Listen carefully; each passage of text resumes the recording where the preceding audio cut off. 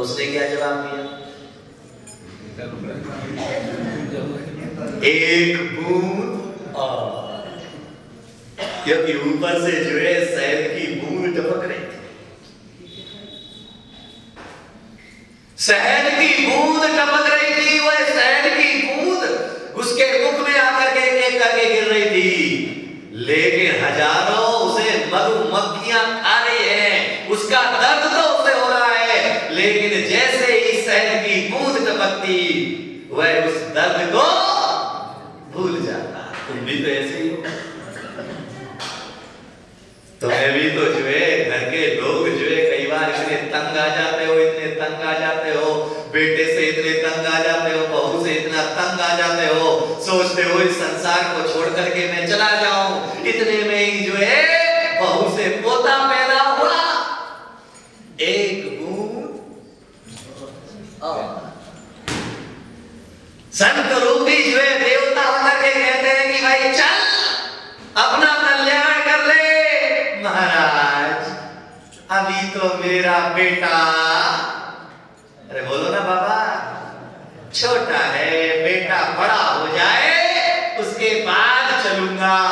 तो मुनि ने कहा कि ठीक है, बाद में चलना। बेटा बड़ा हुआ, कॉलेज जाने लगा। संत ने आकर के फिर कहा चल भाई, अरे अभी तो इसकी, बोलो ना, शादी बाकी है। शादी हो गई, संत फिर आए, चल भाई, अरे अभी तो बहू का चेहरा देखना।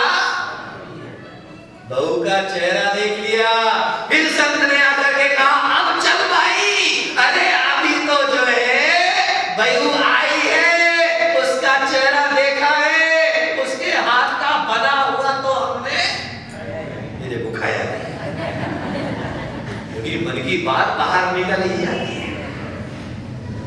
अभी तो हमने उसके हाथ का बना हुआ नहीं खाया है, इसीलिए जो है खा लिया उसके बाद का है।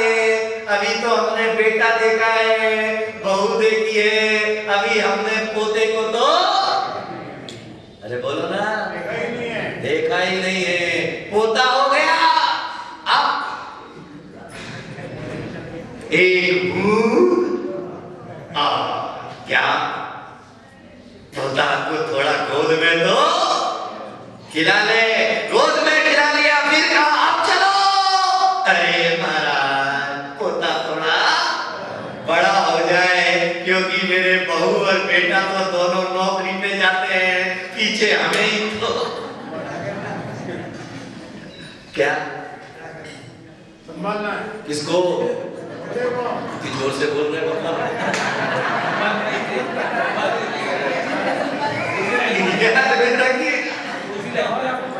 मैंने एक दिन अपने प्रवचन में कहा था, एक आदमी जो है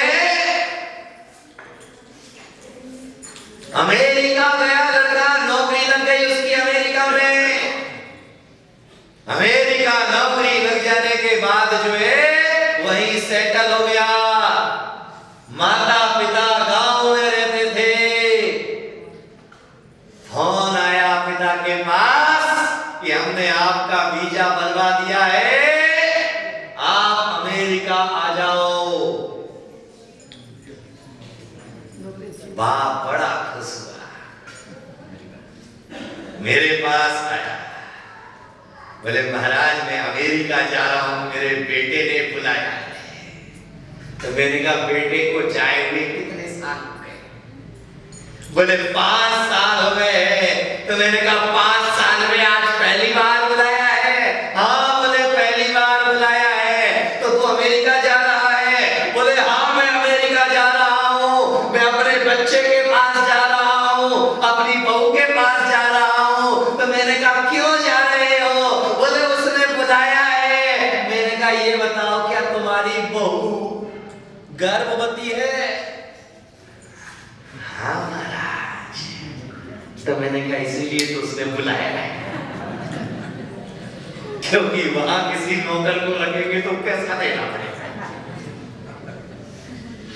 अब जो है फ्री फंड में जो है माँ बाप मिलेंगे सेवा करने वाले, इसलिए उन्हें विचार करिएगा कि जिनकी चिंता में तुमने दिन रात एक कर दिया, जिनकी चिंता में संतों के शब्द तक तुम्हारे कान तक नहीं पहुंचे, जिनकी चिंता में तुमने जो है संतों की वाणी को यूं ही उड़ा दिया, जिन वाणी की बातों को यूं ही तुमने उड़ा दिया, उस बेटे ने तुम्हें बुलाया भी तो अपने स्वार्थ के लिए बुलाया, और स्वार्थ से बढ़ करके और उसके पास में कुछ विशेष नहीं बचा।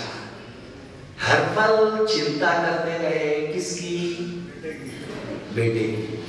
ये दादाजी बिल्कुल समझ रहे हैं। हाँ, भोगा तो सबने और भोग रहे। ये अम्मा बोल रही, बोले खुद, तो तुम क्या कर रही हो? बुढ़ापे में बहू देखती नहीं है, फिर भी अम्मा वही टिकी हुई है। बेटा पूछता नहीं है, फिर भी दादा वही टिके हुए। उनसे कहो दीक्षा ले लो। महाराज, मैं दीक्षा कैसे लूं? मेरा तो बोलो अम्मा, शरीर साथ नहीं देता है, और जब शरीर साथ देता था तब कहा था, तब तुमने क्या कहा? अभी तो हमारा, यानी जब चले थे तो त्याग करने का भाव पैदा नहीं हुआ, और जब चले नहीं है तो मेरा चले का। एक आदमी को जानता हूं, वो यहीं बैठा है। खड़ा करो, बोलिए, खड़ा कर दूं तुम्हारे? आया 80 साल की उम्र होगी। मैंने कहा दादाजी अब 80 साल की तो हो गई, अब लस्सी पीना छोड़ दो, कुछ नियम ले लो। बोले महाराज मेरे ऑलरेडी 5 नियम। तो मैंने कहा छठवा और ले लो। बोले नहीं, 5 नियम के अलावा नहीं। तो मैंने कहा 5 नियम कौन कौन से हैं? बोले मेरा पहला नियम है, मैं जीते जी अपनी पत्नी को विधवा नहीं देखूं। अब जीते जी किसी की पत्नी विधवा होती है, उत्सुकता बढ़ी। मैंने कहा दादा एक काम कर, दूसरा नियम कौन सा है वो भी बताते हैं। बोले मेरा दूसरा नियम है, मरने के बाद पैर नहीं हिलाऊंगा। मरने के बाद कोई पैर हिलाता है क्या? बोले मैं जो है मरने के बाद पैर नहीं हिलाऊंगा। मैंने कहा दादा तीसरा नियम कौन सा है? बोले तीसरा नियम है कि राजा की लड़की से कभी 80 साल की उम्र में कहां से मिलेगी? आजकल तो जवानों को नहीं मिल रही है, इसको 80 साल में कहां से मिलने वाली? बोले जो है मैं कभी राजा की लड़की से शादी नहीं करूंगा। मैंने कहा और चौथा नियम कौन सा है? बोले सोने के कटोरे में कभी खीर नहीं खाऊंगा। घर में सुबह को मिलता है, पर नियम क्या है? सोने के कटोरे में खीर नहीं खाऊंगा। और मैंने कहा 5वां नियम कौन सा है? बोले इन 4 को छोड़ के कोई नियम नहीं होगा। अब बताइएगा, ऐसा व्यक्ति का कल्याण संभव नहीं है, ऐसे व्यक्ति का उद्धार संभव नहीं है। इसीलिए मैं आपसे निवेदन केवल इतना ही करना चाहूंगा, कर्म की व्यवस्था को समझना, क्योंकि कर्म किसी का सगा नहीं होता है। बड़े बड़े महापुरुषों को भी जो है ढीला कर देता है वह कर्म। इसीलिए जो है जैन दर्शन में पहले नंबर पर कर्म दिया, ज्ञानावर्णी कर्म। ज्ञानावर्णी कर्म का बंध कैसे होता है? ज्ञानावर्णी कर्म के आश्रव का कारण क्या है?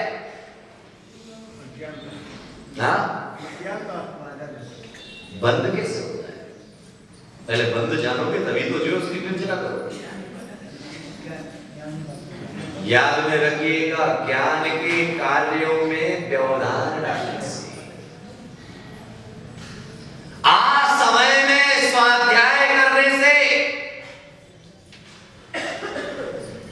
देव गुरु के उपदेश के समय स्वयं अन्य क्रिया करने से,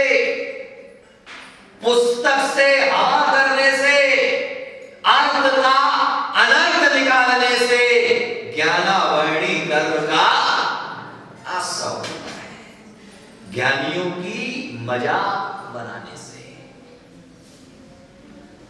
श्रीपाल के बारे में सुना है? सुना है नहीं सुना है? क्या किया था उस श्रीपाल ने? पिछले जन्म में श्रीपाल ने क्या किया था? मुनियों को देख करके क्या किया? घृणा। मुनि मुद्रा को देख करके घृणा करके जो है ये तो भांड है, ये तो जो है इनका शरीर तो कुत्सित है, गलित है, और उठा करके जो है उन्हें फेंक दिया। किसमें? किसमें? नदी में। समुद्र कहां से लाएंगे? तुम सब जगह समुद्री लाके खड़ी करो। लेकिन वह कर्म करने के साथ जो है उनके साथ जो थे उन्होंने उसकी अनुमोदना की। इतिहास पता है ना कि चरम शरीरी होने के बावजूद भी, सौंदर्यवान होने के बावजूद भी उस श्रीपाल को कोढ़ हुआ। 700 जिनके साथ में उसने तालियां बजा करके जिन्होंने अनुमोदना की थी, उन सबको क्रोध हुआ, नगर से बाहर कर दिया गया उन्हें, और जाकर के दर दर की ठोकरें खाना पड़ी। व्यापार करने के लिए जाता है, उनके ही साथियों ने जो है उसे समुद्र में, याद में रखिएगा अंजना ने क्या किया? अंजना को भी तो दुख सहन करना पड़ा। याद में रखिएगा, हनुमान जैसा पुत्र जिसकी कोख में है, चरम शरीरी पुत्र जिसकी कोख में है, तद्भव मोक्षगामी पुत्र जिसकी कोख में है, और कोख में होते ही उसे पति के घर से निकाल दिया जाता है। और पति का घर ही केवल बंद नहीं होता है, पिता का उसके लिए बंद हो जाता है। जंगल में चली जाती है, जहां पर उसे दर दर की ठोकरें खाना पड़ती है। बियाहवान जंगल उस चरम शरीरी हनुमान को जन्म देने के लिए वहां पर कोई पलंग नहीं मिला। राजघराने में पैदा होने के बावजूद भी, राजघराने की होने के बावजूद भी उसने हनुमान को जन्म दिया जंगल में पत्तों के ऊपर। तद्भव मोक्षगामी हनुमान को जन्म दिया।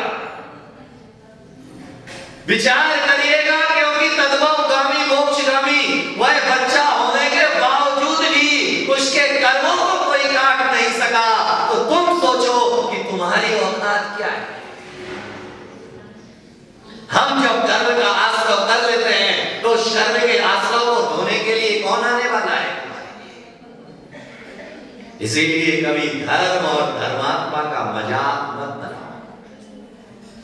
कोई नया व्यक्ति मंदिर आने लग जाता है तो मंदिर आ जाने पर हम उसका उपहास उड़ाते हैं, नया नया है, अभी ज्यादा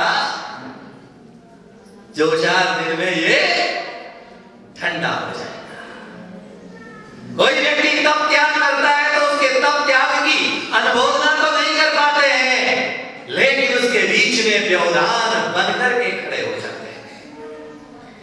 याद में रखिएगा कि जो व्यक्ति धार्मिक कार्यों में अड़ंगा डालता है, उसके सांसारिक कार्यों में अड़ंगा आना प्रारंभ हो जाता है। इसलिए कई लड़कियों की उम्र 35-35 साल हो जाती है, लेकिन विवाह नहीं होता है। कई लड़कों का विवाह 35-35, 40-40 साल के हो गए, विवाह नहीं होता है, क्योंकि उन्होंने धार्मिक कार्यों में अड़चन डाली होगी। इसलिए आज उनके सांसारिक कार्यों में अड़चन आने लग गई। इसलिए ध्यान में रखना, अगर तुम कोई कार्य ना कर पाओ तो कहना, भाई मैं तो नहीं कर सकता हूं, लेकिन तुझे करना है तो कर। जहां मेरी जरूरत हो मुझे बोलना, मैं तेरे साथ। लेकिन होता क्या है? होता क्या है इससे उल्टा। याद में रखिएगा, इससे उल्टा इसीलिए होता है क्योंकि हम इतने ज्यादा जो है अपने आप को समझदार मान करके बैठ चुके हैं, इतने अपने आप को ज्ञानी मान करके बैठ चुके हैं, क्योंकि हमें लगता है कि हमारा ज्ञान ही सब कुछ है, सामने वाले का ज्ञान कुछ नहीं है।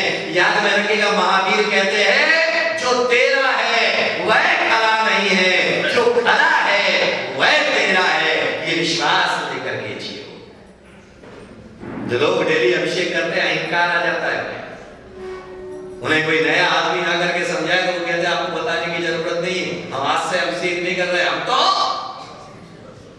जो हर बार चौका लगाते रहते हैं उन्हें चौका लगाने वाले को कोई समझाने के लिए जाए ऐसा नहीं ऐसा कर लो, अरे हमने क्या चौका नहीं लगाया, हमने बहुत चौके लगाए, तुझे बताने की जरूरत। ये अहंकार की अभिव्यक्ति है, क्योंकि अहंकारी व्यक्ति सुनाना पसंद करता है लेकिन किसी की सुनना पसंद नहीं करता है। मुनि लोगों के कहने के बाद भी, शुद्धों के कहने के बाद भी अगर हमारे अंदर परिवर्तन उन क्रियाओं में नहीं आ रहा है तो कहीं ना कहीं अहंकार हमारा बरकरार है, क्योंकि हम तो ऐसा ही करेंगे, हमारा ऐसा ही नियम है। और याद में रखिएगा जो हठाग्रह लेकर के बैठता है वह दुनिया में हमेशा दुख ही भोगता है, पीड़ाएं ही भोगता है, कभी आनंद का प्रसाद ग्रहण नहीं कर पाता है। इसलिए ज्ञानावणी कर्म कभी अपने आड़े मत आने देना।